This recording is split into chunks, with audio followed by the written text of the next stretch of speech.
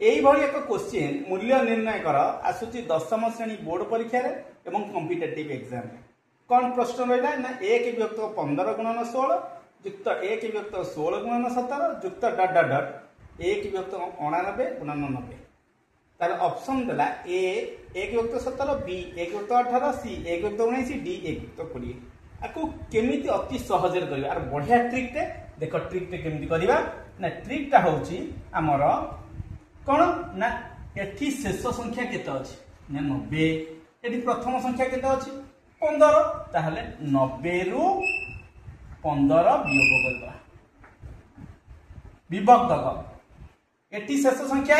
90 प्रथम संख्या 15 ताहले सेही 90 रे 15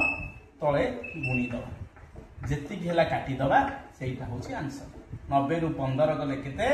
ना 75 इंटू 90 गुणन 15 15 रे काटले 15 के 15 पंचा 75 5 रे काटले 18 ताहले आंसर हे जिवो